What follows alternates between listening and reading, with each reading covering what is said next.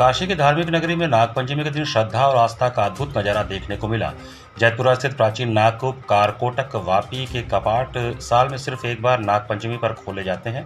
इस अवसर पर नागदेवता और नागेश्वर महादेव का विशेष दर्शन पूजन और अनुष्ठान सफलतापूर्वक संपन्न हुआ। सुबह से नागकूप परिसर में भक्तों की भारी भीड़ उमड़ पड़ी। मान्यता है कि इस कूप का संबंध सीधे पाताल लोक यानी नागलोक से है, इसलिए दूर दराज से आए श्रद्धालुओं ने कूप में जल अर्पित कर नाग देवता का आशीर्वाद दिया। यह काशी के सबसे प्राचीन नागकूपों में से एक माना जाता है।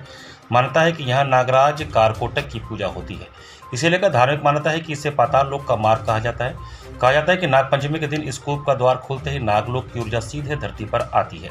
नागपंचमी पर यहाँ विशेष पूजा का विधान है। काल सर्प दोष से मुक्ति, सर्प भय से रक्षा और मनोकामना पूर्ति के लिए भक्त विधि विधान से पूजन हवन करते हैं। भोर में नागकूप के खुलते ही श्रद्धालुओं की लाइन लग गई थी। कई श्रद्धालु रात से ही कतार में खड़े थे। महिला और पुरुष श्रद्धालुओं ने कूप के जल से आचमन कर परिवार के सुख समृद्धि की कामना की। मंदिर समिति और स्थानीय प्रशासन ने भीड़ को नियंत्रित करने के लिए विशेष इंतजाम किए थे। स्थानीय पंडितों के अनुसार जो भक्त सच्चे मन से नागपंचमी पर यहाँ दर्शन पूजन करते हैं, उन्हें सर्प दोष और पितृ दोष से मुक्ति मिलती है। यही कारण है कि हर साल इस दिन यहाँ हजारों की संख्या में श्रद्धालु आते हैं।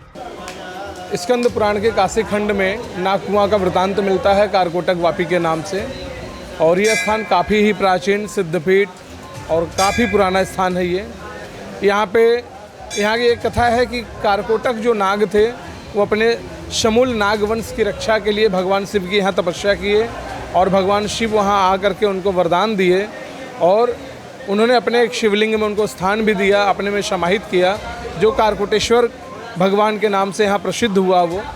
और उसके बाद उसी अपने नागलोक में अपने सभी बंधु जाति के साथ, सर्पों के साथ कारकोटक यहीं से नागलोक को गए, तो इसलिए नागलोक जाने का एक मार्ग भी कहा जाता है।